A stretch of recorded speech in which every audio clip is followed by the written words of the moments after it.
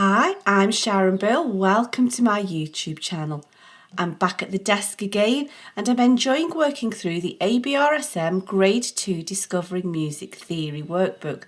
Lessons guiding you through the first 3 chapters in the Grade 2 Discovering Music Theory Workbook are now available on my Patreon channel, in addition to all of the lessons for the complete ABRSM Discovering Music Theory Grades 1 and 5.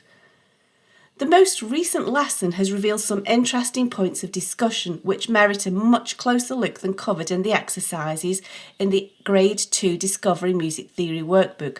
As such, I am now busy preparing some additional supporting lessons giving a closer look at triplets, rests, dotted rests and grouping rests, as it appears that the accepted practice has changed. I'll explain what has changed and think about why this might be.